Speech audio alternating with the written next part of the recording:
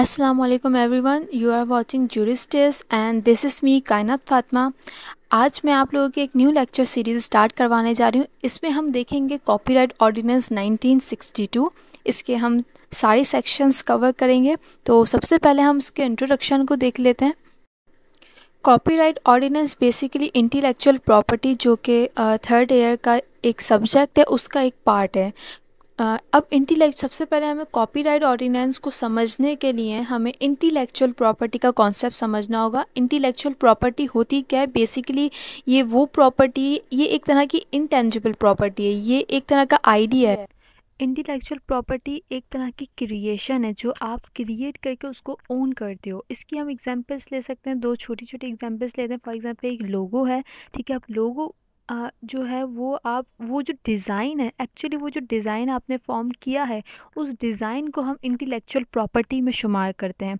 इसी तरह हम एग्जांपल लेते हैं, फॉर एग्जांपल बुक, ठीक है। एक पर्सन है, उसने कोई नावल लिखी है। अब वो जो नावल है, बज़ाहिर तौर पर वो नावल तो एक टेंजिबल है, ठीक है। आप उसको टच कर सकते हो, आप उसको देख सकते हो, ठीक है। एक टेंजिबल प्रॉपर्टी है। बट इंटेलेक्चुअल प्रॉपर्टी उसकी जो फिज़िकल अपीयरेंस है उससे डील नहीं करता, मतलब उस बुक से एक्चुअली डील नहीं कर रहा, बल्कि वो जो आइडिया उसके अंदर मौजूद है, वो जो कॉन्सेप्ट जो राइटर ने दिया है, उसके राइट्स को प्रोटेक्ट करने के लिए यहाँ पर इंटेलेक्चुअल प्रॉपर्टी का कॉन्सेप्ट आता है, ठीक है। उन आइडियाज़ को कंट्रोल करना, उनकी पायरेसीज वगैरह को कंट्रोल करना, यहाँ पर फिर हम लोग इंटेलेक्चुअल प्रॉपर्टी का कॉन्सेप्ट यूज़ करते हैं। तो इंटेलेक्चुअल प्रॉपर्टीज़ को डील करने के लिए इसके लिए बाकायदा से अलग से मतलब लॉ मेकिंग करवाने की ज़रूरत पेश आई, ठीक है। अब ये हमें ज़रूरत कैसे पेश आई?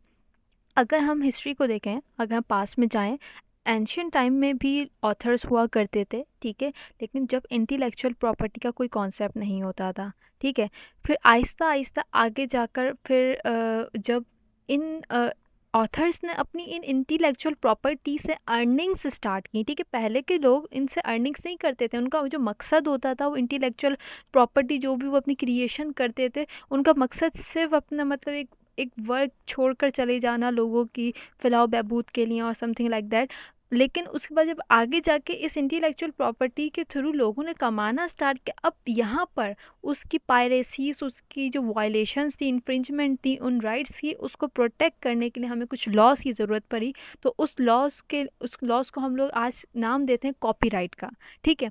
अब वो जो इंटेलेक्चुअल प्रॉपर्टीज़ के ऊपर एक ओनर के राइट्स जो वेस्टेड हैं, ठीक है, जो वो राइट्स पजेस करता है उस प्रॉपर्टी पे, उसको हम कॉपीराइट लॉज के थ्रू डील करते हैं। अब इंटेलेक्चुअल प्रॉपर्टीज़ के थ्रू लोगों ने अर्निंग्स जब स्टार्ट की थी, जब प्रिंटिंग प्रेस के अंदर डेवलपमेंट एडवांसमेंट आनी शुरू हुई, अब यहाँ पर लोगों को शऊर आया कि वो उनका जो अपनी क्रिएशन है, उनकी जो वर्क है, उसको वो मल्टीपल कॉपीज़ बनाकर सेल आउट करके अर्निंग्स कर सकते हैं। तो अब जैसे जैसे ये अर्निंग्स स्टार्ट होती गई, यहाँ पर उनको कॉपीराइट्स को रिकग्नाइज्ड करवाने की, उन कॉपीज़, उन वर्क को रिकग्नाइज्ड करवाने की ज़रूरत पेश आने लगी। तो इनको रिकग्नाइज करने के लिए, इनके राइट्स को रिकग्नाइज करने के लिए सबसे पहले हम अगर पास में देखें तो इंग्लैंड ने अपना लॉज बनाए थे इन कॉपीराइट्स को प्रोटेक्ट करने के लिए, जिसको आज हम स्टैचू ऑफ एन के नाम से भी जानते हैं। ये 1709 के अंदर डेवलप करवाए गए थे ये कॉपीराइट लॉज, और फिर इसके थ्रू लोगों के जो एक्सक्लूसिव राइट्स हैं उनको प्रोटेक्ट किया गया था। अच्छा, अब हम थोड़ा सा हिस्टोरिकल बैकग्राउंड देख लेते हैं कि पाकिस्तान के पास किस तरह से उसके कॉपीराइट लॉज आए, ठीक है। सबसे पहले तो सब कॉन्टिनेंट के अंदर जो यूके कंपनी थी, उसने 1911 के अंदर कॉपीराइट एक्ट को इंट्रोड्यूस करवाया था, 1914 के अंदर, ठीक है। उसके बाद जब सेपरेशन ऑफ स्टेट्स हो गई थी, ठीक है, इंडिपेंडेंस के बाद 1962 के अंदर, ये इस सिकंदर मिर्ज़ा का दौर था, तो उन्होंने ऑर्डिनेंस को प्रोमलगेट करवाया था, यानी उन्होंने ऑर्डिनेंस के थ्रू कॉपीराइट लॉज को जारी करवाया था, ठीक है। ऑर्डिनेंस हम जानते हैं, ये जब जो प्रेसिडेंट होता है अपने सेल्फ के ऊपर लॉज मेकिंग करता है, तो उसको हम ऑर्डिनेंस कहते हैं। एनीवे, उसके बाद फर्दर इसकी जो इस ऑर्डिनेंस को एक्ट के अंदर कन्वर्ट कर दिया गया था, पार्लियामेंट ने इसको पास कर दिया था, इस ऑर्डिनेंस को 7 अक्टूबर 1958 को, एंड देन ये हमारे पास एक्ट की फॉर्म में भी आज तक एप्लीकेबल है। उसके बाद इसके अंदर फर्दर इसके अंदर अमेंडमेंट्स भी आई, ठीक है। 1992 के अंदर इस कॉपीराइट एक्ट के अंदर अमेंडमेंट्स लाई गई, जिसको हम कॉपीराइट अमेंडमेंट एक्ट के नाम से जानते हैं। अच्छा, अब हम इसके सेक्शन 1 की तरफ चलते हैं। हमारे ऑर्डिनेंस के सेक्शन 1 जो कि 3 क्लॉजेस पर बेस्ड है। फर्स्ट क्लॉज के अंदर सिंपली इसका नाम बता रहा है कि इस एक्ट का नाम कॉपीराइट ऑर्डिनेंस 1962 रखा गया है। सेकंड क्लॉज के अंदर ये बताया जा रहा है कि जो ऑर्डिनेंस, ये जो एक्ट है, ये ऑल ओवर द पाकिस्तान यानी कि पाकिस्तान के हर इस हिस्से के अंदर एप्लीकेबल है।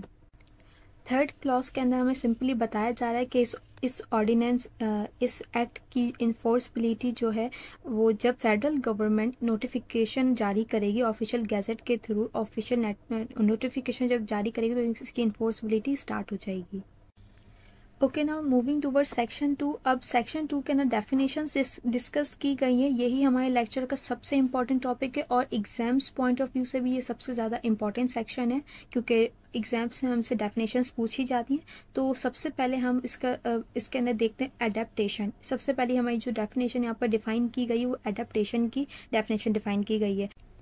यहाँ एडेप्टेशन को 3 पैराग्राफ्स के अंदर डिफाइन किया गया है। अगर एडेप्टेशन के जनरल मीनिंग, उर्दू के अंदर मीनिंग देखें तो एडेप्टेशन का मतलब होता है अपनाना, किसी चीज़ को अपनाना। तो इसकी जो सबसे पैराग्राफ 1 है उसके अंदर बताया जा रहा है आप कोई भी ऐसा वर्क जो नॉन ड्रामेटिक है, यानी कि वो एक ड्रामा फॉर्म में नहीं है, और उसको आप कन्वर्ट करो ड्रामेटिक वर्क के अंदर, इसको हम एडेप्टेशन कहेंगे। यानी कि आपने एक नॉन ड्रामेटिक वर्क को अपनाया है, एक ड्रामेटिक वर्क के अंदर कन्वर्ट किया है। फॉर एग्जाम्पल, आप इसकी एग्जाम्पल दे सकते हैं, जैसे कि आपके पास एक नॉवल है हैरी पॉटर, ठीक है।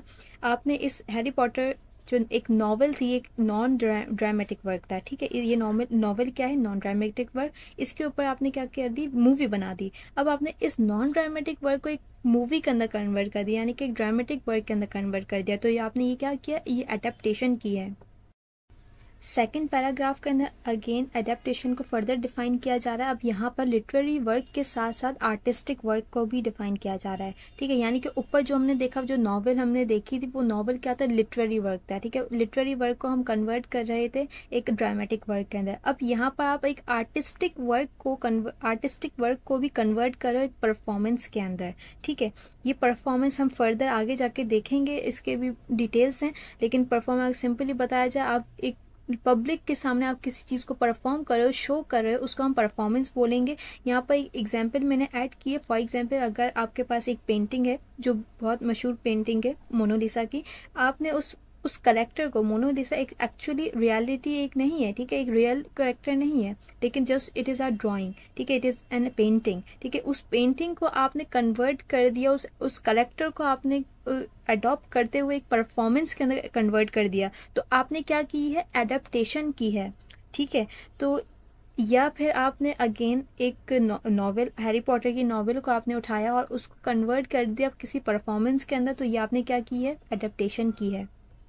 So in this way you are just converting the means into another means. You are converting the literary or artistic work into a public performance or into any kind of movie, ठीक है। आप adaptation कर रहे हो। Paragraph 3 again ये कहता है कि आप किसी लिटरली या फिर ड्रामेटिक वर्क को किसी शॉर्टर फॉर्म के अंदर कन्वर्ट कर रहे हो, किसी दूसरे वर्जन के अंदर कन्वर्ट कर रहे हो, तो आप अगेन एडेप्टेशन कर रहे हो। फॉर एग्जांपल, आप कोई मूवी है, कोई मूवी बनाई गई है, आप उस मूवी को पिक्चर्स के थ्रू डिफाइन करने की कोशिश करो। आपने उस मूवी के करेक्टर्स को या उस स्टोरी को कंपोज कर दिया है एक पिक्चर फॉर्म के अंदर, या फिर आप किसी लिटरेरी वर्क को पिक्चर फॉर्म के अंदर ड्रॉ करने की कोशिश कर रहे हो, तो आप क्या कर रहे हो? एडेप्टेशन कर रहे हो। या फिर किसी नॉवेल को आप शॉर्टर फॉर्म के अंदर उसको समराइज कर रहे हो, किसी स्टोरी को समराइज कर रहे हो, किसी लिटरेरी वर्क को आप समराइज कर रहे हो, तो आप क्या कर रहे हो? आप एडेप्टेशन कर रहे हो। अब फोर्थ पैराग्राफ के अंदर एडेप्टेशन को म्यूज़िकल वर्क के रिलेशन में समझाया जा रहा है। अब यहाँ पर म्यूज़िकल वर्क के अंदर एडेप्टेशन किस तरह से हो सकती है कि अगर कोई कंपोज़र है, उसने कोई सॉन्ग कंपोज किया है, अब वो उसी अपने ही सॉन्ग को अगेन अडॉप्ट करे कुछ स्लाइट चेंजेस के साथ, ठीक है। या तो उसकी बैकग्राउंड म्यूज़िक, जो इंस्ट्रूमेंट्स वगैरह वो यूज़ कर रहा था उसके अंदर चेंजेस लिया, या फिर उसके मेलोडी के अंदर चेंजेस लिया है। मेलोडी किसको कहा जाता है? जो सॉन्ग का जो एक ऐसी लिरिक जो बार बार रिपीट हो रही होती हैं, ठीक है, तो उनको हम मेलोडीज़ कहते हैं। तो उसके अंदर वो चेंजेस लेकर आए, तो यहाँ पर वो आर्टिस्ट, वो जो कंपोज़र है, वो क्या कर रहा है? वो एडेप्टेशन कर रहा है। तो ये हमारी एडेप्टेशन की डेफिनेशन थी। होपफुली आपको समझ आ गई होगी। अगर स्टिल आपको कोई कन्फ्यूजन है तो you can ask in the comment box. अब हम नेक्स्ट डेफिनेशन की तरफ चलते हैं। ये architectural work of art.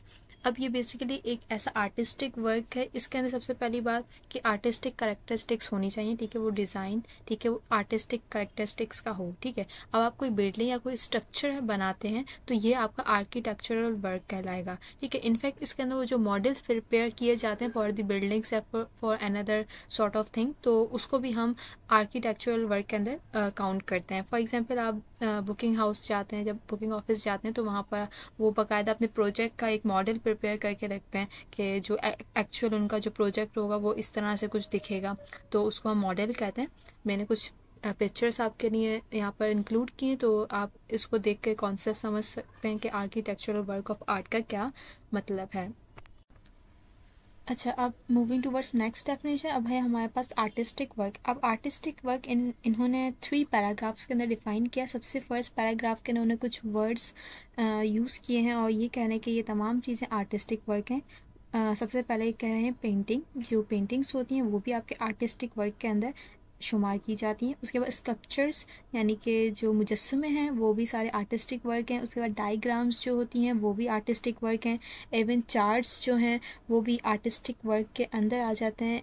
Planes basically उनको कहते हैं, ये टॉप व्यू होता है किसी भी बिल्डिंग का या किसी भी चीज़ का। इवन अगर आप मैप्स की जी अगर एग्जांपल लें जो हम यूज़ करते हैं अपने मोबाइल्स के अंदर, तो वो भी एक अपर व्यू होता है, ठीक है, ये वो भी टॉप व्यू होता है। आप अपनी वर्ल्ड का टॉप व्यू देख रहे होते हैं, तो वो भी सब प्लान्स में शामिल हो जाता है। मैप्स, ठीक है, मैप्स भी ये आपके सारे आर्टिस्टिक वर्क है। Photographs and engraving. अब इनग्रेविंग क्या चीज़ है? ये आप किसी चीज़ के अंदर उसको खुरेद कर, ठीक है, उसको खुरेद कर जो आप डिज़ाइंस को बनाते हैं, ठीक है, उस डिज़ाइन को हम आर्टिस्टिक वर्क कहते हैं।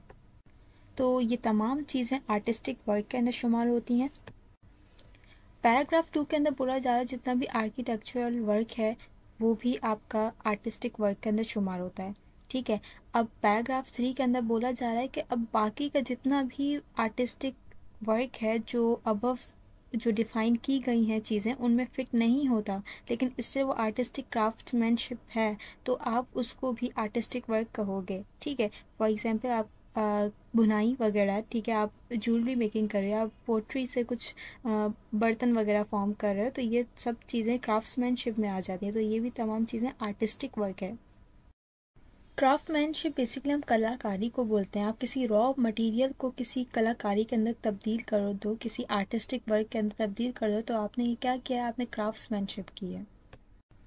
अब नेक्स्ट डेफिनेशन है हमारे पास ऑडियो विजुअल वर्क, ठीक है, ये क्लॉज CA, ठीक है, ऑडियो विजुअल वर्क। अब इसमें बेसिकली ये बोल रहा है कि कोई ऐसा वर्क कोई जिसके अंदर आपकी वीडियो भी हो और आपकी ऑडियो भी शामिल हो, तो इसको हम ऑडियो विजुअल वर्क में शुमार करेंगे, ठीक है। फॉर एग्जांपल आप कोई मूवी देख रहे हैं या कोई आप म्यूज़िक वीडियो देख रहे हैं, तो इसको आप ऑडियो विजुअल वर्क कहेंगे, ठीक है। अगर सिर्फ कोई MP3 का सॉन्ग है तो हम उसको ऑडियो विजुअल वर्क नहीं कह सकते, वो MP4 के अंदर होना लाजिम है, ठीक है, उसके अंदर फिर ऑडियो भी शामिल हो तभी हम उसको ऑडियो विजुअल वर्क बोलेंगे, वरना इस कैटेगरी में फॉल नहीं करेगा। फर्दर आप इस बेयर एक्ट की लैंग्वेज देखें तो यहाँ पर यही बोला जा रहा है कि इसके कैरेक्टरिस्टिक्स मज़ीद बताई जा रही है कि ये जो वर्क है ये किसी इलेक्ट्रॉनिक इक्विपमेंट के अंदर, किसी डिवाइस के अंदर स्टोर्ड होगा। पहले के ज़माने में प्रोजेक्टर्स वगैरह, ये टेप सिस्टम वगैरह चला करता था, लेकिन अब हम जानते हैं कि ये जो हम एक्ट पढ़ रहे हैं ये 1962 का है, तो अब चीज़ें एडवांस हो गई हैं थोड़ी। तो इसके अंदर आपको हर जगह जो भी वर्डिंग वगैरह मिलेगी ये थोड़े ओल्ड वर्जन, ठीक है, ओल्ड डिवाइसेस वगैरह, यानी कि अभी तक इस तरह अमेंडमेंट्स ऐसी कोई ख़ास नहीं आई हैं कि हम इसको आज के ज़माने के हिसाब से पढ़ सकें। तो हम लोग इसको आज के ज़माने के हिसाब से ही देखेंगे, तो यहाँ पर डेफिनेटिव सारी डिवाइसेस जो आज के ज़माने में यूज़ होती हैं उसके अंदर जो स्टोर्ड होंगी वो तमाम चीज़ें हम उनको ये वर्क बोलेंगे, ऑडियो विजुअल वर्क बोलेंगे। अब मूविंग टूवर्ड्स नेक्स्ट डेफिनेशन, यहाँ पर ऑथर को डिफाइन किया जा रहा है। ऑथर को डिफाइन करने के लिए यहाँ पर 6 पैराग्राफ्स इन्होंने दिए हैं हमें। सबसे फर्स्ट पैराग्राफ के अंदर ये कह रहे हैं कि जो बेसिकली जो लिटरेरी या ड्रामेटिक वर्क जिसने कंपोज किया है उसको हम, उस बंदे को, उस पर्सन को हम ऑथर बोलेंगे। ठीक है, फॉर एग्जाम्पल यहाँ पर शेक्सपियर की एग्जाम्पल है। शेक्सपियर जो हैं वो ऑथर हैं रोमियो जूलियट प्ले के। ठीक है, और इसके नेक्स्ट पैराग्राफ के अंदर बोला जा रहा है जो म्यूजिकल वर्क कंपोज करे उस कंपोजर को हम ऑथर बोलेंगे। ठीक है, इस एक्ट की लैंग्वेज के अंदर ये तमाम जो हम पढ़ रहे हैं, ये तमाम जो पर्सनालिटीज़ हैं, ये सब ऑथर कहलाएंगी। इसके थर्ड पैराग्राफ के अंदर यहाँ पर आर्टिस्ट का जिक्र हो रहा है। जितने भी आर्टिस्ट हैं अदर देन फोटोग्राफर्स, ठीक है, उनको भी हम ऑथर में कंसीडर करेंगे। फॉर एग्ज़ाम्पल लियोनार्डो जो कि मोनालिसा जो पेंटिंग थी उसके वो आर्टिस्ट थे, तो उनको भी हम इस बेयर एक्ट की लैंग्वेज में ऑथर कंसीडर करेंगे। अब सिंपली पैराग्राफ 4 के अंदर फोटोग्राफर्स का जिक्र है। जितने भी फोटोग्राफर्स हैं जो फोटोग्राफ क्लिक करते हैं उनको भी ऑथर बोलेंगे। अब फिफ्थ पैराग्राफ के अंदर साइनेमाटोग्राफिक ओनर का जिक्र हो रहा है, यानी कि साइनेमाटोग्राफिक वर्क किसको कहा जाता है। ये basically art of shooting, art of recording videos, इसको सिनेमाटोग्राफिक वर्क कहते हैं। यानी कि एक फॉर एग्जांपल अगर नॉर्मली हम लोग वीडियोस तो रिकॉर्ड करते हैं अपने मोबाइल फ़ोन से, तो लेकिन इनको हम सिनेमाटोग्राफिक वर्क नहीं बोलेंगे। सिनेमाटोग्राफिक के अंदर हम जब वीडियो के अंदर फीलिंग्स डाल देते हैं उसके एंगल्स के थ्रू, उसके बैकग्राउंड साउंड्स के थ्रू, तो हम उसको सिनेमाटोग्राफिक वर्क कहते हैं। फॉर एग्जाम्पल अगर आपने शो करना है कि आपने एक टेरर शो करना है अपनी वीडियो के अंदर, तो अब आप उसको वहाँ पर स्ट्रीट्स दिखाएंगे, आप उसके बैकग्राउंड के ऊपर इस तरह का बैकग्राउंड म्यूजिक चलाएंगे, तो इसको आप क्या कहेंगे, सिनेमाटोग्राफिक वर्क बोलेंगे। तो इस तरह की जो रिकॉर्डिंग्स का जो ओनर होगा उसको हम इस बेयर एक्ट की लैंग्वेज के अंदर ऑथर ही कंसीडर करेंगे। हर तरह की मूवीज़, जितनी भी मूवीज़ हैं वो सब सिनेमाटोग्राफिक वर्क होती हैं, क्योंकि वो इस तरह की क्रिएशन के ऊपर बेस्ड करती हैं। ठीक है, तो basically art of shooting the videos is called cinematographic. तो वो सब जितने भी ओनर्स सिनेमाटोग्राफिक वर्क है वो सब ऑथर कहलाएंगे। फिफ्थ पैराग्राफ के अंदर यहाँ पर रिकॉर्डिंग्स का जिक्र है। बेसिकली यहाँ पर सॉन्ग्स की बात हो रही है। जो एक्चुअल ओनर होता है, जो फर्स्टली ओरिजिनली उस सॉन्ग को रिकॉर्ड करता है, उसको हम ऑथर बोलते हैं। फॉर एग्जांपल हमारे पास बहुत सारे सॉन्ग्स हैं जो आगे फर्दर जाकर जो दूसरे लोग होते हैं उसको कवर करते हैं, तो वो जो लोग कवर करते हैं उनको हम ऑथर नहीं बोलेंगे, क्योंकि वो ओरिजिनल पर्सन्स नहीं जिन्होंने उनको कंपाइल किया है। जो एक्चुअल जो ओरिजिनल पर्सन है जिसने फर्स्ट टाइम उसको गाया है उसी को हम ऑथर कंसीडर करेंगे।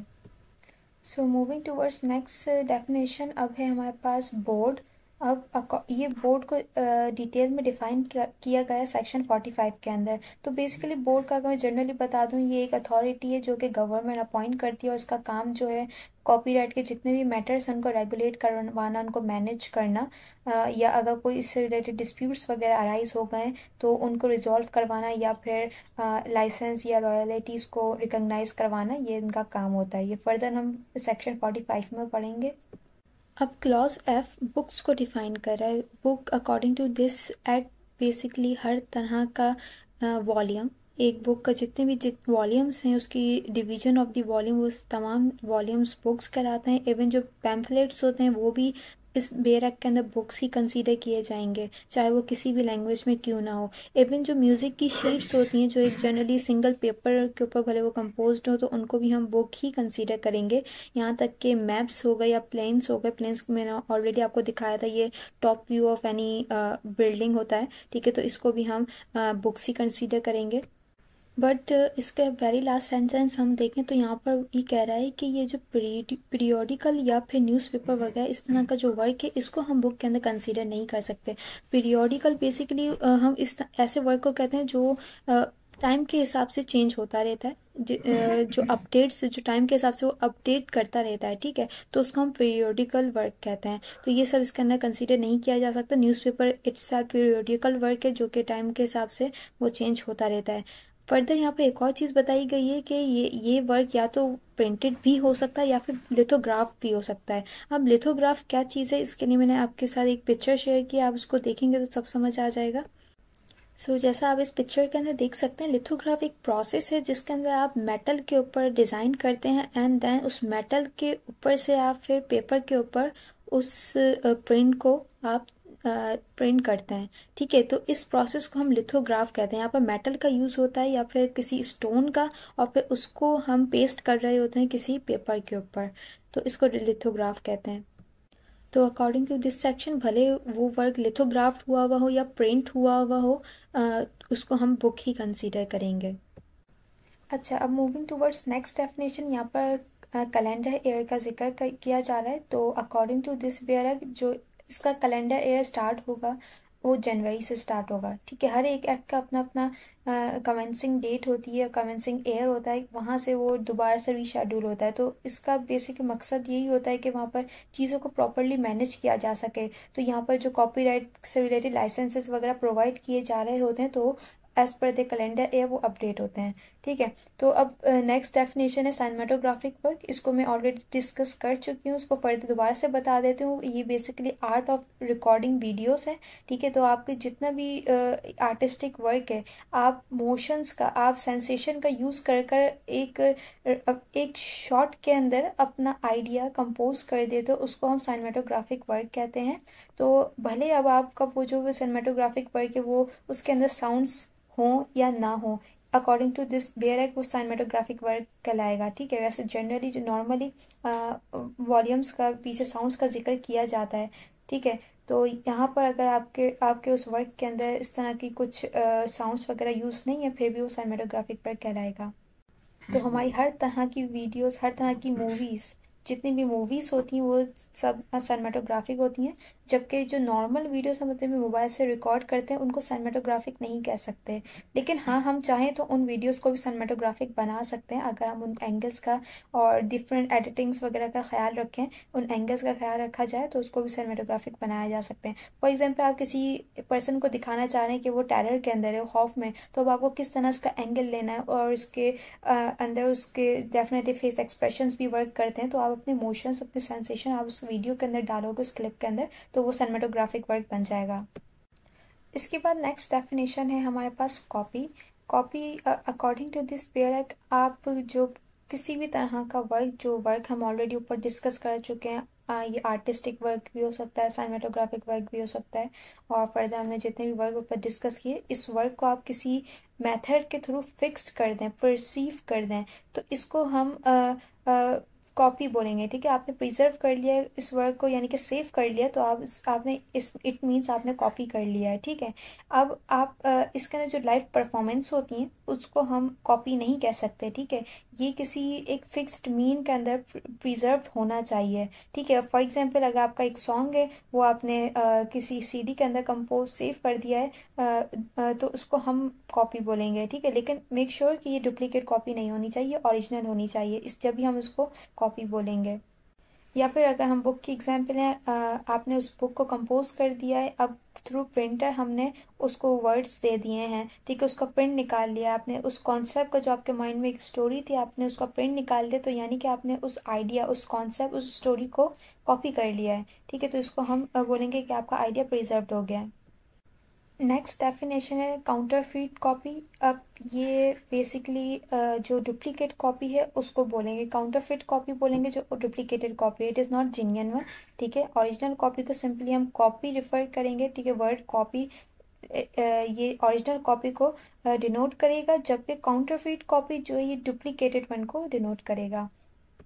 अब जो नेक्स्ट टर्म है डिलीवरी। अब बेयर एक्ट लैंग्वेज में 4 टाइप्स की डिलीवरी का जिक्र है। एक सबसे पहले तो ट्रेडिशनल डिलीवरी का जिक्र है। ट्रेडिशनल डिलीवरी के एक प्रोफेसर या तो कोई टीचर है सामने, अब स्टूडेंट्स या किसी पब्लिक के सामने खड़े होकर अगर अपना कोई लेक्चर वगैरह डिलीवर करे तो इसको हम ट्रेडिशनल डिलीवरी बोलेंगे। जबकि मैकेनिकल इंस्ट्रूमेंट डिलीवरी हम उसको बोलेंगे कि जहाँ पर किसी सोर्स का, एक मैकेनिकल गैजेट का यूज़ किया जाए, उसके थ्रू डिलीवरी की जाए। फॉर एग्जांपल माइक, ठीक है, उसके थ्रू डिलीवर किया जाए कोई भी मैसेज या कोई भी स्टेटमेंट को। यानी कि अगर कोई professor without using any mic तो कुछ लेक्चर डिलीवर कर रहा है तो हम उसको ट्रेडिशनल डिलीवरी बोलेंगे। जबकि अगर वो माइक वगैरह यूज़ कर रहा है तो हम उसको मैकेनिकल इंस्ट्रूमेंट डिलीवरी बोलेंगे। So another means which is prescribed in this section is broadcasting and telecasting. सबसे पहले तो हम broadcast and telecast का concept समझते हैं, इन दोनों में आखिर फ़र्क क्या है।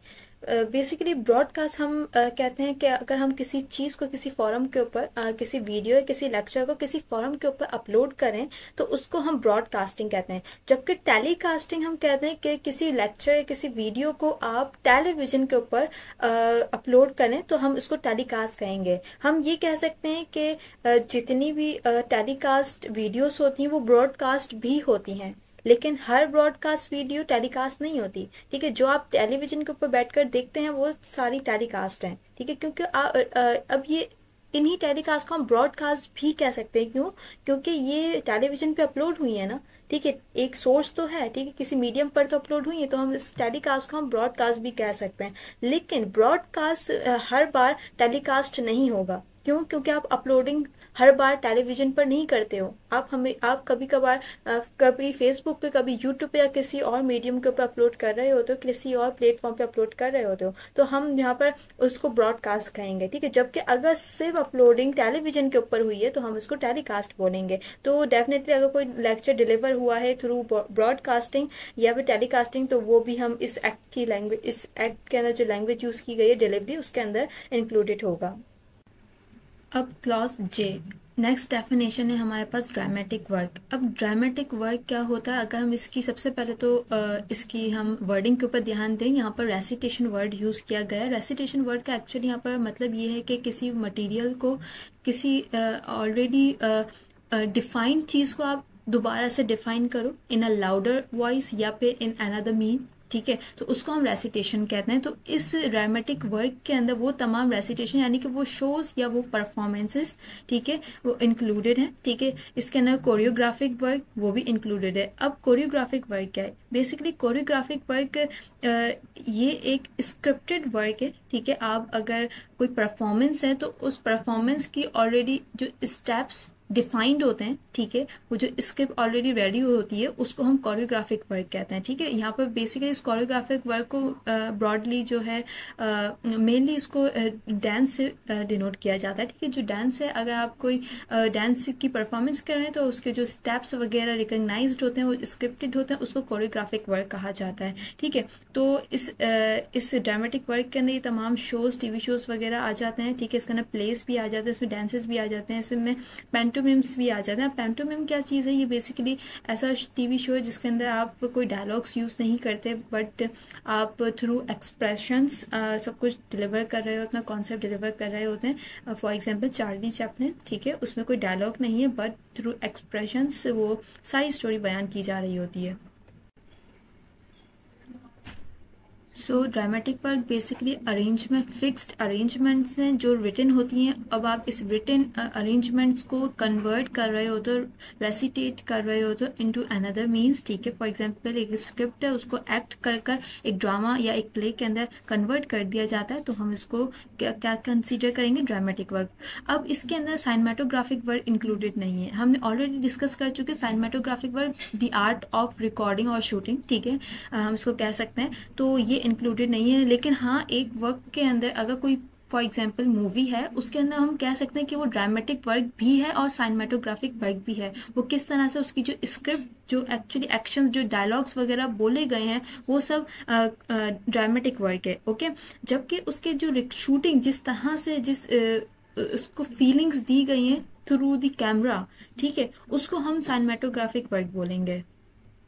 होपफुली आप लोगों को ये बात क्लियर हुई होगी। लेकिन स्टिल अगर आपको किसी भी टॉपिक में अभी भी कंफ्यूजन है तो आप कमेंट बॉक्स के अंदर पूछ सकते हैं। I will answer you there surely. So अब नेक्स्ट हमारे पास डेफिनेशन है इनग्रेविंग की। ठीक है, क्लॉज के इनग्रेविंग। इनग्रेविंग को हम ऑलरेडी डिस्कस भी कर चुके हैं, लेकिन यहाँ पर कुछ वर्ड्स बताए गए हैं। ठीक है, हम इसको हर एक वर्ड को थ्रू पिक्चर समझते हैं नेक्स्ट स्लाइड के अंदर। लेकिन उससे पहले इसकी वर्डिंग को देख लेते हैं। अब ये क्लॉज के बोल रहा है कि engravings includes etching, lithographs, wood cuts, prints and other similar works not being photographs. यानी कि फोटोग्राफ्स शामिल नहीं है, बल्कि ये तमाम जो वर्ड्स यूज़ किए गए हैं, ये तमाम चीज़ें इनग्रेविंग्स में शामिल होती हैं या इसके जैसी दूसरी चीज़ें इनग्रेविंग में शामिल होती हैं। अब पहले हम इन टर्म्स को समझते हैं। So first word we have etching. Basically etching क्या होता है, इसमें आप मेटल की सरफेस के ऊपर कोई पिक्चर इनग्रेव करके ड्रॉ कर रहे हो। तो इनग्रेव यानी खुरेदना, तराशना, ठीक है। इसमें मेटल को तराश के उसकी सरफेस पर बाय यूजिंग केमिकल्स एक पिक्चर को ड्रॉ किया जाता है। उसके बाद नेक्स्ट वर्ड जो यूज़ हुआ है वो है लिथोग्राफ। लिथोग्राफ एक प्रोसेस है जिसके अंदर मेटल या किसी स्टोन के ऊपर इंक के थ्रू कोई ड्राइंग बनाई जाती है एंड देन उस ड्राइंग को कॉपी किया जाता है किसी पेपर के ऊपर। तो इसको भी हम एनग्रेविंग की डेफिनेशन के अंदर इंक्लूड करेंगे। यहाँ पर बजाय तौर पे कुछ चीज़ खुरेदी तो नहीं जा रही, कुछ तराशा तो नहीं जा रहा, लेकिन स्टिल इस डेफिनेशन के अकॉर्डिंग टू दिस डेफिनेशन इस तरह के लिथोग्राफ्स भी हम इनग्रेविंग के अंदर शुमार करेंगे, ठीक है। लिथोग्राफ्स के बाद हमारे पास आता है वुड कट्स। आप इस वीडियो के अंदर क्लियरली देख सकते हैं कि वुड कट्स से मुराद क्या है। इसमें बेसिकली खुरेद का एक डिज़ाइंस को बनाया जा रहा है, ठीक है। तो अकॉर्डिंग टू दिस सेशन ये तमाम चीज़ें इनग्रेविंग के अंदर आती हैं। इसके अलावा और भी बहुत सारी चीज़ें जो इस तरह की तराशी जाने वाली चीज़ें वो भी इनग्रेविंग के अंदर आएंगी। अगर आपको इससे रिलेटेड कोई और ऐसे वर्क पता है इनग्रेविंग से रिलेटेड तो हमें आप कमेंट बॉक्स में बताएं, हम भी देखना चाहते हैं आपका कितना कॉन्सेप्ट क्लियर हुआ है। अब नेक्स्ट डेफिनेशन है हमारे पास एक्सक्लूसिव लाइसेंस। अब एक्सक्लूसिव लाइसेंस बेसिकली ये लाइसेंसी को दिया जाता है। अब लाइसेंसी कौन होता है? ये actual real owner of property, of intellectual property, उसको हम रियल ओनर कहते हैं। उस ओनर को जब लाइसेंस प्रोवाइड कर दिया जाए तो उसको हम लाइसेंसी बोलेंगे, ठीक है।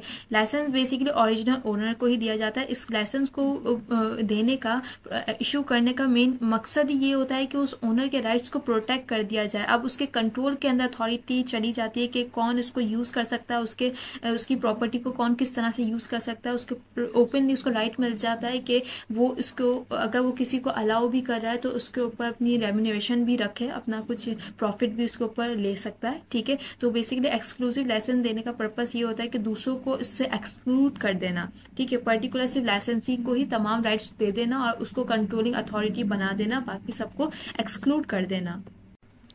अब नेक्स्ट डेफिनेशन है हमारे पास गवर्नमेंट वर्क। गवर्नमेंट वर्क ये ऐसा वर्क है या तो उसको बनाया जाए या उसको पब्लिश किया जाए। कौन इसको पब्लिश करे? गवर्नमेंट या गवर्नमेंट का कोई इदारा, ठीक है। हमारे पास के दो क्लॉजेस मौजूद हैं। क्लॉज पैराग्राफ 1 के अंदर बोला जा रहा है गवर्नमेंट या गवर्नमेंट का कोई भी इदारा अगर कोई इस तरह का वर्क पब्लिश करता है तब भी वो गवर्नमेंट वर्क में शुमार होगा। और पैराग्राफ 2 के अंदर बताया जा रहा है कि कोई भी कोर्ट या ट्राइब्यूनल वगैरह या कोई जुडिशियल अथॉरिटी इसको इसको पब्लिश करे या कोई लेजिस्लेटिव अथॉरिटी इसको प्रपोज करे, पब्लिश करे, तो इसको भी हम गवर्नमेंट वर्क कहेंगे। ये कोई भी नोटिफिकेशन, लॉज या रूलिंग्स वगैरह हो सकती हैं, तो इसको हम गवर्नमेंट वर्क कंसीडर करेंगे। Now moving on next definition. अब नेक्स्ट डेफिनेशन है हमारे पास इन्फ्रिंजिंग कॉपी। अब इन्फ्रिंजिंग कॉपी क्या होती है? ये बेसिकली एक डुप्लीकेट वर्जन होता है एक ओरिजिनल कॉपी का, लेकिन यहाँ पर परमिशन लिए बगैर किया जाता है। तो ये एक इलीगल एक्ट है किसी कॉपी को डुप्लीकेट करने का, ठीक है। हम ऑलरेडी ऊपर देख चुके हैं 2 टाइप्स कॉपी की, एक ओरिजिनल कॉपी है और एक डुप्लीकेट कॉपी थी। और अब यहाँ पर डुप्लीकेट कॉपी है बट यहाँ पर उसके साथ लीगैलिटी नहीं है। अब वो इनलीगल हो गई क्योंकि without permission of the author इसको डुप्लीकेट बनाया गया है। इसके अंदर जैसे कि फॉर एग्जांपल कोई ऑथर है, ठीक है, उसकी कोई बुक थी लेकिन उस ऑथर से परमिशन लिए बगैर उसकी बुक को अगेन रीपब्लिश किया गया, यानी कि रीप्रोड्यूस का यहाँ पे जो वर्ड यूज़ किया गया है इसका यही मतलब है किसी चीज़ को दोबारा से रिप्रोड्यूस करना और अपने नाम से वे बेचना शुरू कर देना। तो इस तरह से इसको हम कहेंगे ये जो कॉपी है ये इन्फ्रिंजिंग कॉपी है। अगर पाकिस्तान की एग्जाम्पल ली जाए तो इन्फ्रिंजिंग कॉपी ये बहुत एक नॉर्मल सी बात है। यहाँ पर हम जो ओरिजिनल बुक्स हैं, जो ओरिजिनल ऑथर्स होते हैं उनकी परमिशन के बगैर उन्हीं की बुक्स की डुप्लीकेट एक वर्जन बनाकर बेचा जा रहा होता है, ठीक है। यहाँ पर उनके पायरेसी की जा रही होती है, उनके राइट्स की वायलेशन की जा रही होती है। और इनफैक्ट सिर्फ पाकिस्तान ही नहीं बल्कि हर एक स्टेट का यही मसला है। और इससे रिलेटेड पाकिस्तान के ऊपर एक पूरी रिपोर्ट भी मौजूद है जो मैं आगे आने वाले लेक्चर्स के अंदर आपके साथ ज़रूर शेयर करती जाऊँगी और एक्स्ट्रा नॉलेज भी आपको बताती जाऊँगी, कुछ रिपोर्ट्स भी शेयर करती जाऊँगी। सो अब हम चलते हैं नेक्स्ट डेफिनेशन की तरफ। अच्छा, बेसिकली इन्फ्रिंजिंग कॉपी जो है ये इसके अंदर 4 पार्ट्स, 4 पैराग्राफ्स बताए गए हैं। फर्स्ट पैराग्राफ के अंदर ये बताया गया है कि यहाँ पर बेसिकली जो लिटरली ड्रामेटिक और आर्टिस्टिक वर्क है, अगर इसी को वापस से रिप्रोड्यूस किया जाए तो हम इसको इन्फ्रिंजिंग कॉपी बोलेंगे, लेकिन इसके अंदर सिनेमेटोग्राफिक वर्क इंक्लूडेड नहीं है। ठीक है, जैसे लिटरेरी वर्क की मैंने अभी बुक वाली एग्जांपल दी आपको। ठीक है, अब नेक्स्ट पैराग्राफ के अंदर बोला जा रहा है, अब यहाँ पर सिनेमेटोग्राफिक वर्क को डील किया जा रहा है। ठीक है, सिनेमेटोग्राफिक वर्क हम ऑलरेडी जानते हैं, ये किसी मूवी से रिलेटेड कोई उसका पार्ट, अगर उसका कोई पार्ट भी है, ठीक है, सिनेमेटोग्राफिक वर्क का, जैसे कि कोई म्यूज़िक या सॉन्ग वगैरह, तो तब भी हम इसको इसी क्लॉज के इसी पैराग्राफ के साथ डील करेंगे। अब जैसे कि अगर कोई मूवी है, उसका कोई उसके अंदर कोई सॉन्ग है और उस सॉन्ग को कोई भी बंदा एक्सट्रैक्ट करके अपनी डीवीडी बनाकर और उसको फिर सेल आउट कर रहा है, तो यहाँ पर वो इन्फ्रिंजिंग कॉपी कर रहा है। ठीक है, इस तरह से अलाउ नहीं होता है, या किसी मूवी को किसी डीवीडी के अंदर कॉपी कर कर और उसकी वर्जन्स को बेचना, ये सब इन्फ्रिंजिंग कॉपी है। ठीक है, वो ओरिजिनलिटी नहीं रहती। ओरिजिनल सीडीज़, ओरिजिनल डीवीडीज़ वगैरह ये सब अलग से बाकायदा होती हैं, लेकिन जो नॉर्मली हम देख सकते हैं पाकिस्तानी सोसाइटीज़ के अंदर, यहाँ पर या हर सोसाइटी के अंदर यही माजरा है कि वहाँ पर डीवीडीज़ अपनी डीवीडीज़ बनाई गई जाती हैं और उसके अंदर कॉपीड वर्जन होता है वो। अब थर्ड पैराग्राफ के अंदर यहाँ पर सिंपली रिकॉर्डिंग्स का जिक्र है। सेकंड पैराग्राफ का सिनेमेटोग्राफिक वर्क का, यानी कि विद वीडियो, ठीक है, ऑडियो वीडियो विजुअल वर्क था वो। ठीक है, अब यहाँ पर बेसिकली यहाँ पर रिकॉर्डिंग्स का जिक्र है। यहाँ पर अगर रिकॉर्डिंग्स की इन्फ्रिंजमेंट होती है, यानी कि विदाउट परमिशन डुप्लीकेट कॉपीज़ बना के सेल आउट किया जाता है, तो ये फिर इन्फ्रिंज्ड कॉपीज़ कहलाएंगी, यानी इन्फ्रिंजिंग कॉपी इसको कंसिडर किया जाएगा। उसके बाद नेक्स्ट हमारे पास पैराग्राफ है, फोर्थ पैराग्राफ। इसमें बताया जा रहा है कि यहाँ पर बेसिकली प्रोग्राम्स का जिक्र है। ठीक है, यानी कि एक ऐसा प्रोग्राम जिसके अंदर आप कोई ऐसी चीज़ डुप्लीकेट कर रहे हो, स्टोर कर रहे हो विदाउट परमिशन, जैसे कि कोई ब्रॉडकास्ट वगैरह आप डुप्लीकेट कर कर अपने एक प्रोग्राम के अंदर स्टोर करके उसको सेल आउट करो। फॉर एग्जांपल, अगर कोई लाइव कॉन्सर्ट या लाइव स्पोर्ट्स हैं, ठीक है, लाइव स्पोर्ट्स की आप रिकॉर्डिंग्स कर कर और उसको फिर किसी प्रोग्राम के अंदर स्टोर करके और उसको सेल आउट करते हो विदाउट एनी परमिशन, तो फिर ये आप ये जो आपकी रिकॉर्डेड वर्जन है जो कहलाएगा, ये इन्फ्रिंजिंग कॉपीज़ होंगी। ठीक है, जो कि डेफिनेटली अलाउ नहीं होती। सो आई होप आपको इन्फ्रिंजिंग कॉपी का कॉन्सेप्ट क्लियर हो गया होगा। सिंपली एक डुप्लीकेटेड वर्जन है इलीगल वे में, ठीक है, तो इसको हम इन्फ्रिंजिंग कॉपीज़ बोलेंगे। So now moving towards next definition. अब नेक्स्ट डेफिनेशन है लेक्चर। लेक्चर बेसिकली इसके अंदर तीन चीज़ें इंक्लूडेड हैं, एड्रेस, स्पीच, सरमन। ठीक है, अगर लेक्चर वर्ड कहीं भी यूज़ होगा तो डेफिनेटली उसके अंदर ये तीनों चीज़ें आ जाएंगी। एड्रेस एक बेसिकली क्या होता है, इनका अंदर हम थोड़ा सा डिफरेंस देख लेते हैं। एड्रेस बेसिकली खिताब होता है जो लोगों के सामने किया जाता है ऑन स्पेशल ओकेशन। ठीक है, किसी स्पेशल ओकेशन, किसी फॉर्मल ओकेशन के ऊपर ये खिताब किया जाता है। ठीक है, ये एड्रेस डिलीवर किया जाता है। अभी इन इवेंट्स के अंदर, इन ओकेशंस के अंदर कोई भी सेरेमनीज आ सकती हैं, जैसे ग्रेजुएशन सेरेमनी हो गई, पॉलिटिकल गैदरिंग्स हो गई, या डिप्लोमेटिक मीटिंग्स वगैरह हो गई। ये एक फॉर्मल गैदरिंग्स होती हैं। ठीक है, इसमें डिलीवर किया जाता है, कोई इन्फॉर्मेशन या कोई मैसेज कन्वे किया जाता है। जबकि स्पीच किसी पर्टिकुलर टॉपिक पर होती है और ये किसी भी जगह पर की जा सकती है। ठीक है, डिफरेंट प्लेसेस पर की जाती है। इसके लिए किसी स्पेशल या किसी फॉर्मल ओकेशन का होना या फॉर्मल इवेंट का होना लाजिम नहीं है। जबकि सरमन बेसिकली ये एक तरह की रिलीजियस स्पीच है। ठीक है, जो एक रिलीजियस लीडर कन्वे करता है और इसका जो टॉपिक होता है वो भी रिलीजन से ही रिलेटेड होता है। और डेफिनेटली हम जानते हैं जो सरमन डिलीवर करता है उसको हम इमाम कहते हैं। तो ये तीनों चीज़ें जो हैं ये लेक्चर में हम इसको काउंट करेंगे। लेक्चर से मुराद address, speech and sermon. Next definition है लिटरेरी वर्क। अब लिटरेरी वर्क के अंदर आप बेसिकली डेटा कंपाइल कर रहे हो, तो it is just a compilation of data. अब ये कंपाइलेशन ऑफ डेटा किसी भी टॉपिक पर हो सकती है, चाहे वो ह्यूमैनिटी या रिलीजन या किसी और फिजिकल साइंस या फिजिकल साइंस या किसी और साइंस से रिलेटेड हो। ठीक है, इसको हम कंपाइल इस डेटा की कंपाइलेशन को हम लिटरेरी वर्क बोलेंगे। अब ये लिटरेरी वर्क जो है ये किसी भी सोर्स के अंदर स्टोर्ड हो सकता है, चाहे वो कंप्यूटर प्रोग्राम्स में हो या किसी और मटेरियल के अंदर वो स्टोर्ड हो, इसको हम लिटरेरी वर्क कंसीडर करेंगे। बट इसकी एक शर्त ये है कि वो जो स्टोर्ड प्रोग्राम हो, अगर किसी प्रोग्राम्स के अंदर ये डेटा स्टोर्ड है तो हम उसको रिप्रोड्यूस कर सकें, लाइक उसको वापस से देख सकें। ठीक है, तो जब भी वो लिटरेरी वर्क कंसीडर किया जाएगा। नेक्स्ट डेफिनेशन है हमारे पास मैन्यूस्क्रिप्ट। ये मैन्यू वर्ड जो है मैनुअल से निकला है, यानी कि हैंड रिटन। ये बेसिकली ओरिजिनल डॉक्यूमेंट है जो बाकायदा तौर पर हैंड से या फिर टाइप कर कर लिखा गया हो, ठीक है। ये फर्स्ट और ओरिजिनल जो डॉक्यूमेंट होता है उसको हम मैन्यूस्क्रिप्ट बोलते हैं, ठीक है। अब ये किसी भी फॉर्म में हम, ये तो हैंड रिटन भी हो सकता है और ये टाइप राइटर के थ्रू भी टाइप किया जा सकता है, लेकिन शर्त ये है कि ये फर्स्ट और ओरिजिनल वर्क ही होना चाहिए, मैनुअली इसको बनाया गया हो, ठीक है। इसको किसी प्रिंटिंग प्रेस के थ्रू इसको कन्वर्ट ना किया गया हो, रिप्रोड्यूस ना किया गया हो, बल्कि इसको बाकायदा तौर पे मैनुअली बनाया गया हो, ड्राइव करवाया गया हो, तो इसको हम मैन्यूस्क्रिप्ट बोलेंगे। अच्छा, यहाँ पर मैन्यूस्क्रिप्ट एंड कॉपी के अंदर आप लोग कंफ्यूज नहीं होइएगा। अगेन आई एम रिपीटिंग कि मैन्यूस्क्रिप्ट आप बाकायदा तौर पर उसको फॉर्मलाइज करके मैनुअली इसको बनाते हो, जबकि कॉपी जो है उसके अंदर प्रिंटिंग प्रेस या किसी सोर्स का यूज़ कर कर आप अपने वर्क को स्टोर करवा रहे हो, तो किसी फिक्स सोर्स के अंदर आप उसको स्टोर कर रहे होते हो, तो इनमें थोड़ा सा डिफरेंस है।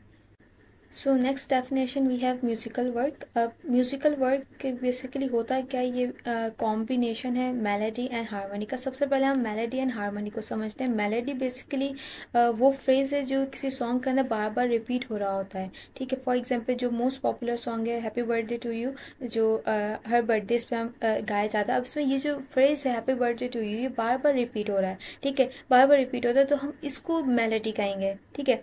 जबकि हारमोनी जो है वो बैकग्राउंड म्यूजिक को कहा जाता है। ये basically combination of different instruments या फिर डिफरेंट साउंड्स का एक निचोड़ होता है, ठीक है। उसको जब वो डिफरेंट साउंड्स को ब्लेंड कर दिया जाता है तो ये एक म्यूजिक क्रिएट होता है, तो उस म्यूजिक को हारमोनी बेसिकली कहा जाता है। तो musical work combination of melody and harmony भी हो सकता है, या फिर only melody and only harmony भी हो सकता है, ठीक है। अब ये जो वर्क है ये या तो प्रिंटेड फॉर्म में भी हो सकता है, या फिर ये रिड्यूस टू राइटिंग यानी कि हैंड रिटन भी हो सकता है, ठीक है। अब ये बेसिकली यहाँ पर जिक्र ये किया जा रहा है आगे कि ये प्रोड्यूस्ड भी हो सकता है और रिप्रोड्यूस भी हो सकता है। इससे मुराद क्या है, फॉर एग्जांपल किसी ने सॉन्ग गाया, ठीक है, उसने ओरिजिनली उसने डायरेक्टली गाया तो उसने प्रोड्यूस किया, या फिर किसी बंदे ने अपना सॉन्ग डायरेक्टली गाया नहीं बल्कि उसको लिखा, उसने प्रोड्यूस किया, ठीक है। अब उसने उसी रिटन सॉन्ग को अब उसने गाया, ठीक है, तो उसने क्या किया, अपने उस सॉन्ग को रिप्रोड्यूस किया है।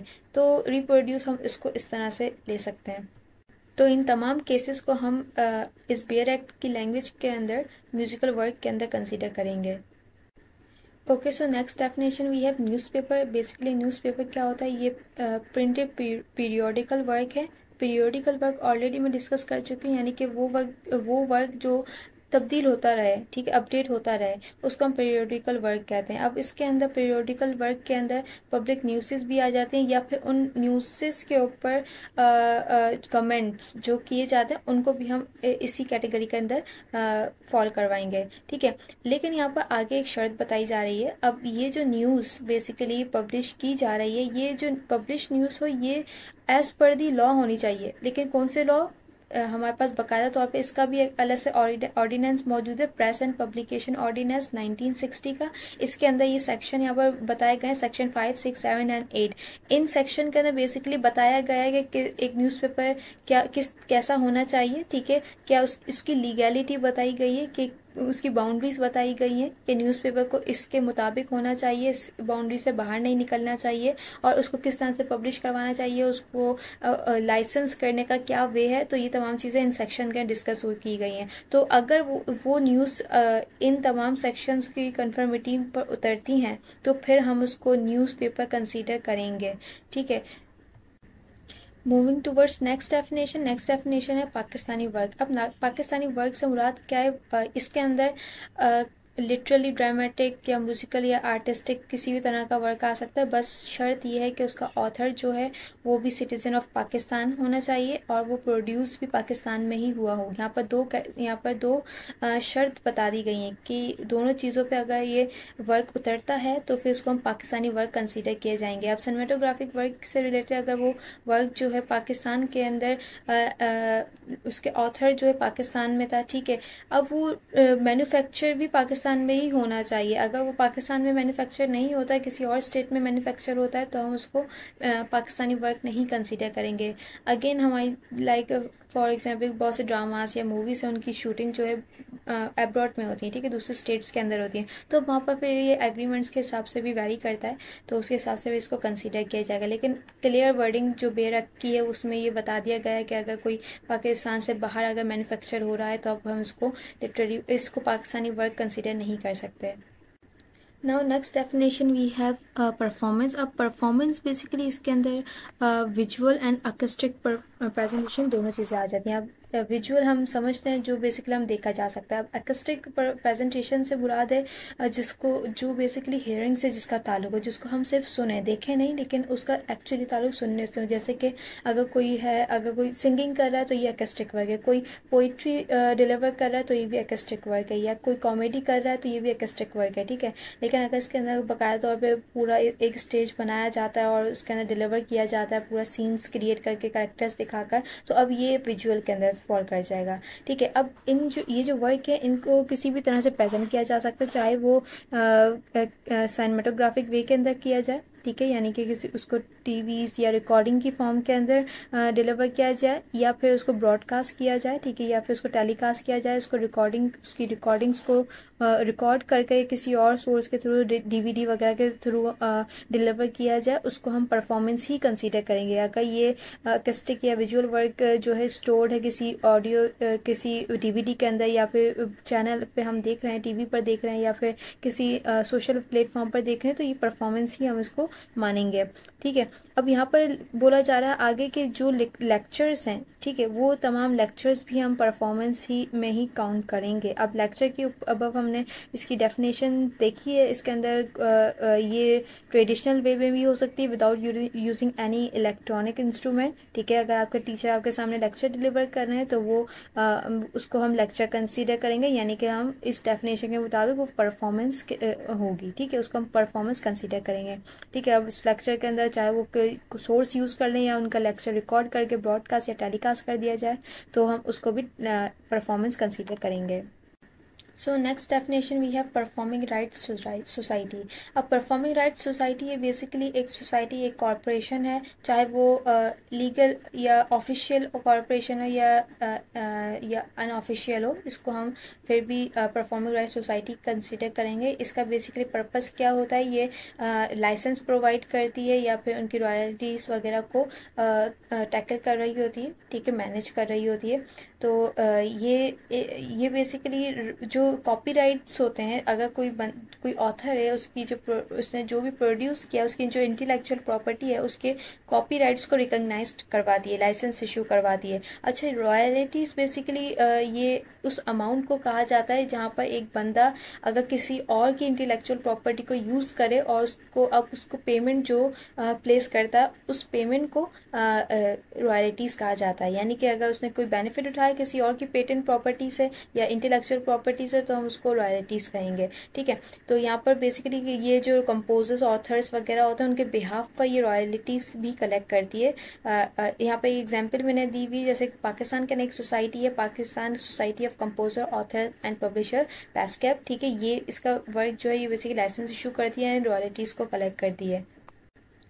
नेक्स्ट डेफिनेशन है पीरियोडिकल। अब हम इसको ऑलरेडी डिस्कस कर चुके हैं, अगेन इसकी वर्डिंग के मुताबिक देख लेते हैं। अब यहाँ पर बेसिकली पीरियोडिकल बेसिकली वो वर्क होता है जो वक्त के साथ साथ अपडेट होता रहता है, ठीक है। यहाँ पर आप किसी मैगजीन की एग्जांपल ले सकते हैं। अब यहाँ पर कुछ शराइत बताई गई हैं। एक तो वो रिकॉग्नाइज्ड होनी चाहिए, उसका अपना कोई टाइटल, उसका अपना नाम हो, ठीक है, उस वर्क का एक नाम हो और उसके अंदर जो पब्लिकेशंस हो रही हों वो डिफरेंट ऑथर्स, डिफरेंट कॉन्ट्रीब्यूटर्स उसको कॉन्ट्रीब्यूट कर रहे हों, ठीक है। तो उनके कॉन्ट्रीब्यूशंस पर कंपाइल्ड होकर ये इसको पीरियोडिकल हम उसको कंसीडर करेंगे। इसके अंदर दो शर्तें हमने देख ली हैं, एक तो ऑथर्स सेवरल होने चाहिए और रिकॉग्नाइज्ड हो, किसी पर्टिकुलर नेम से जानी जाती हो। फॉर एग्जांपल कोई भी मैगजीन उसका कोई नाम होता है, फॉर एग्जांपल वर्ल्ड टाइम्स, ठीक है, उसका एक नाम है और उसके अंदर डिफरेंट हमें आर्टिकल्स देखने को मिलते हैं जो कि डिफरेंट ऑथर्स ने लिखे होते हैं, तो हम इसको पीरियोडिकल बोलेंगे। और ये अपडेट होता रहता है अपने टाइम टू टाइम, ठीक है, मंथली या ईयरली के हिसाब से, तो इसको हम पीरियोडिकल बोलेंगे।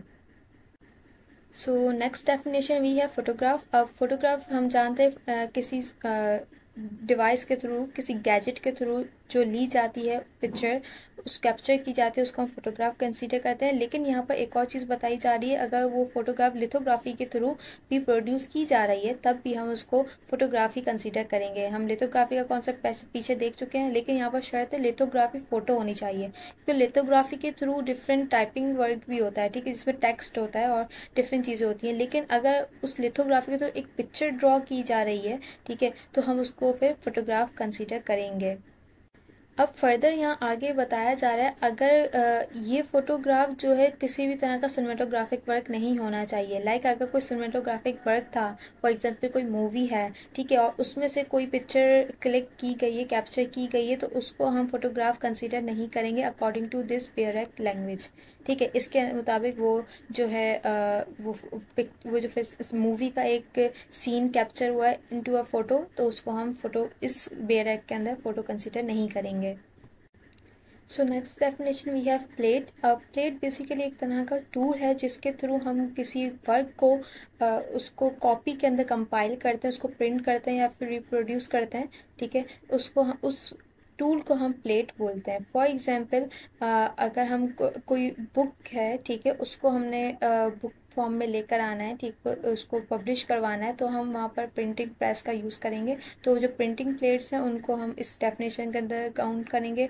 और लिथोग्राफी की अगर कॉन्सेप्ट से देखा जाए तो वहाँ पर किसी मेटल या किसी स्टोन का यूज़ किया जाता है जिसके ऊपर वो ड्रॉ की जाती है, एंड देन उसको पेपर के ऊपर शिफ्ट किया जाता है, कन्वर्ट किया जाता है, कॉपी किया जाता है। तो उस प्लेट्स उसको हम उस स्टोन को, उस मेटल को हम लिथोग्राफ्स कंसीडर करेंगे।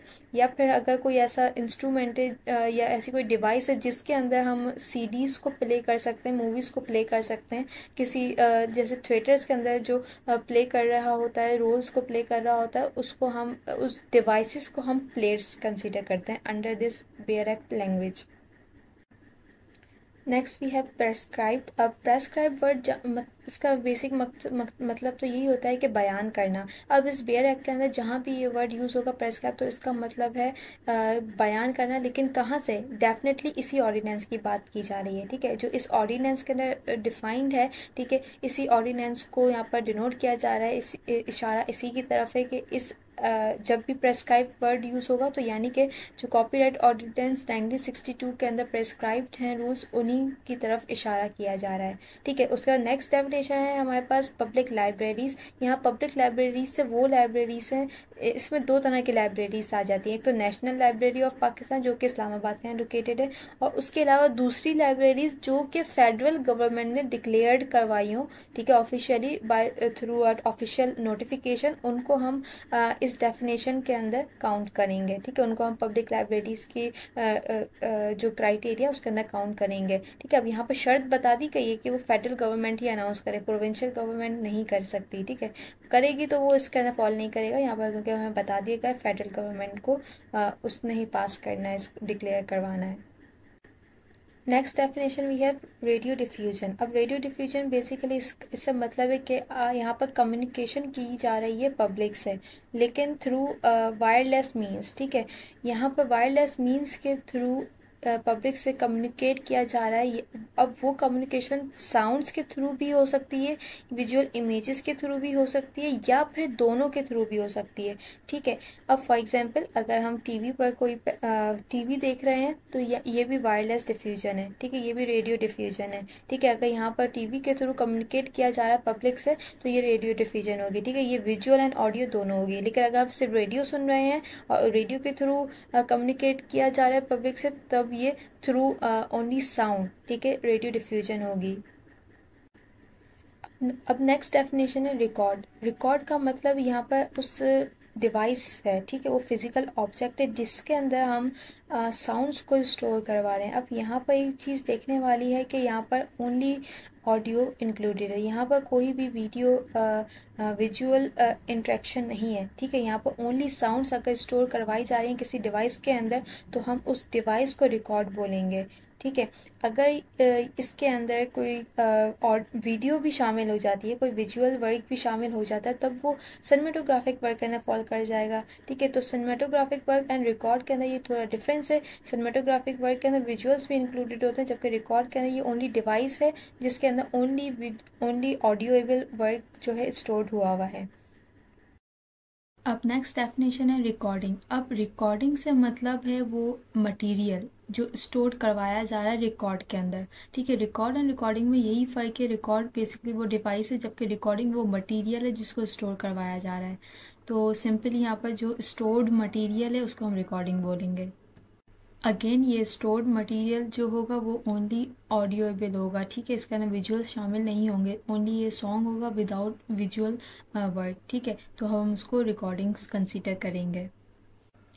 Next definition we have rental. अब रेंटल बेसिकली एक तरह की ऑथोराइजेशन है। ठीक है, अब यहाँ पर एक पर्सन को जो ऑथर होता है वो किसी दूसरे पर्सन को परमिशन ग्रांट करता है किसी कि वो उसका कंप्यूटर प्रोग्राम या फिर मूवी, ठीक है, यहाँ पर सिर्फ दो चीज़ों का जिक्र किया गया है, या तो वो कंप्यूटर प्रोग्राम हो या फिर वो सिनेमेटोग्राफिक वर्क हो, उसको अलाउ किया जाता है for a limited time to use. ठीक है, अब लिमिटेड टाइम तक वो यूज़ कर सकता है और उसके बदले कंसिड्रेशन भी वो वसूल करेगा, यानी कि उसके बदले वो पेमेंट भी वसूल करेगा। ठीक है, एक्सचेंज ऑफ पेमेंट होगी।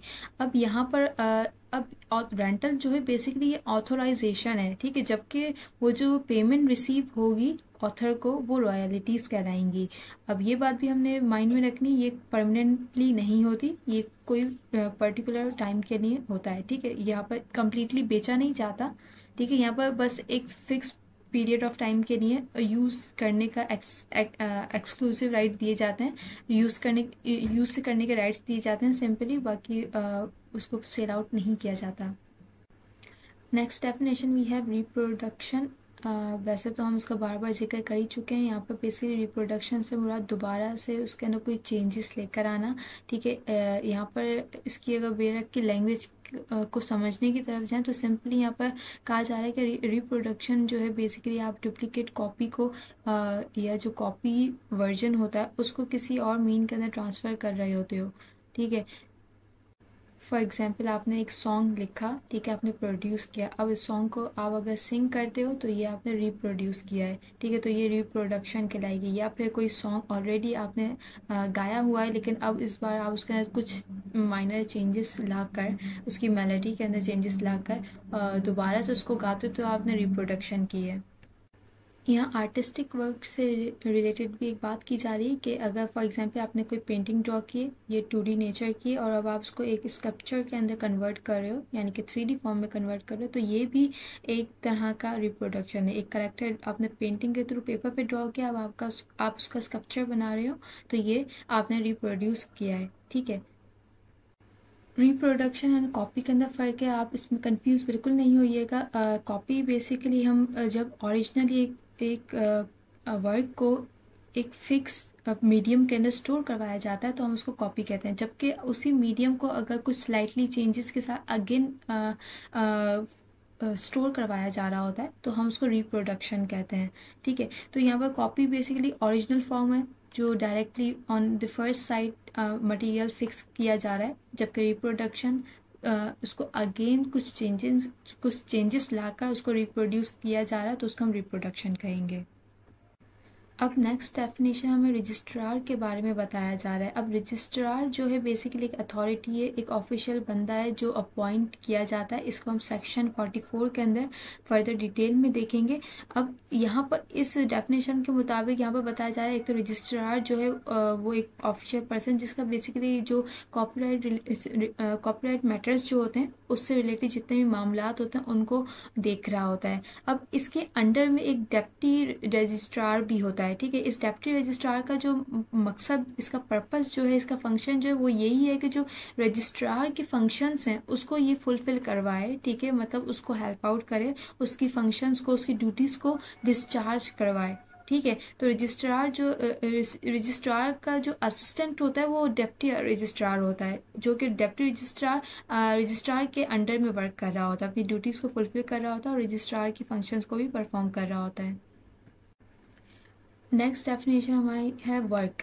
वर्क हम ऑलरेडी डिस्कस कर चुके हैं। अकॉर्डिंग टू दिस पेयर कि बोल रहा है कि आप इस वर्क के अंदर जितना भी लिटरली ड्रामेटिक म्यूजिकल या आर्टिस्टिक वर्क है वो सब शामिल है। इवन साइनेमेटोग्राफिक वर्क एंड रिकॉर्ड, ठीक है, ये सब वर्क के अंदर शामिल है। हम ऊपर बहुत अच्छे से डिस्कस कर चुके हैं हर एक वर्क को सेपरेटली, ठीक है। इस वे रख के अगर आप ब्यूटी देखें तो इन्होंने पहले सब कैटेगरीज थी वर्क की उसको पहले डिफाइन किया, और अब ये ब्रॉड टर्म जो वर्क की है उसको डिफाइन कर रहा है, ठीक है। तो हमारा कॉन्सेप्ट ऑलरेडी वर्क से रिलेटेड क्लियर है। नेक्स्ट डेफिनेशन है हमारे पास वर्क ऑफ जॉइंट ऑथरशिप। यहाँ पर सिंपली जो ऑथर्स हैं वो मिलकर किसी चीज़ को प्रोड्यूस करें, किसी वर्क को प्रोड्यूस करें, तो उस वर्क को हम जॉइंट वर्क ऑफ ऑथरशिप बोलेंगे, ठीक है, वर्क ऑफ जॉइंट ऑथरशिप बोलेंगे। अब यहाँ पर एक शर्त है कि अब ये जो ऑथर्स हैं इन्होंने मिलकर ही काम किया हो, ऐसा ना हो कि उसके दरमियान उनके जो वर्क है उसके दरमियान कुछ डिस्टिंक्शंस हों, ठीक है, उनकी कॉन्ट्रीब्यूशन से रिलेटेड कुछ डिस्टिंक्शंस हों, ठीक है। फॉर एग्जांपल कोई बुक है किसी को ऑथर्स ने लिखी, यानी कि दो बंदों ने उसको कंपोज किया उस बुक को, तो अब यहाँ पर हर एक चैप्टर के अंदर उन दोनों जो पर्सनैलिटीज़ हैं, दोनों ऑथर ने उन्होंने वर्क अपनी खिदमत पेश की हैं, ठीक है। अब ऐसा ना हो कि फ़र्स्ट चैप्टर इस ऑथर ने लिखा, सेकंड चैप्टर इस ऑथर ने लिखा, और बाकायदा तौर पे उसको हाईलाइट किया जा रहा है कि भाई फ़र्स्ट चैप्टर इस ऑथर ने लिखा और सेकंड चैप्टर दूसरे ऑथर ने लिखा है, तो ये डिस्टिंक्शन नहीं होनी चाहिए। जब जॉइंट ऑथरशिप का जिक्र है तो यानी कि उन दोनों की इक्वल कॉन्ट्रीब्यूशन है उस वर्क के अंदर। Okay, so now we have last definition, last but not least, ये है वर्क ऑफ स्कल्पचर। अब इसके अंदर बेसिकली बोला जा रहा है कि अगर जहाँ भी वर्क ऑफ स्कल्पचर का जिक्र है तो इसका मतलब है कास्ट या मॉडल्स, ठीक है। अब कास्ट क्या होती हैं, वो बेसिकली जो एक ग्रुप ऑफ पीपल होता है, एक ग्रुप ऑफ एक्टर्स होता है जो मिलकर काम करता है एक फिल्म मेकिंग के अंदर, ठीक है, या फिर कोई स्टेज प्ले के अंदर, ठीक है, उसको हम कास्ट कहते हैं। जबकि मॉडल्स जो हैं ये एक रिप्रेजेंटेशन है, ठीक है, किसी ऑब्जेक्ट की या फिर किसी पर्सन की, ठीक है, उस पर्सन को उस ऑब्जेक्ट को हम मॉडल्स कंसीडर करते हैं। तो बेसिकली जहाँ भी ये वर्ड आएगा वर्क ऑफ स्कल्पचर, तो उसके अंदर हम लोग कंसीडर करेंगे कि कास्ट एंड मॉडल इसकी तरफ इशारा है। सो होपफुली आपको मेरा आज का लेक्चर अच्छे से समझ आया होगा। मैंने हर चीज़ बहुत अच्छे से एक्सप्लेन करने की कोशिश की है, लेकिन अगर अब भी आपको किसी चीज़ से रिलेटेड कन्फ्यूजन है तो आप कमेंट बॉक्स के अंदर ज़रूर पूछिएगा, मैं आपको वहाँ पर ज़रूर रिप्लाई करूँगी। Thank you so much for watching this video.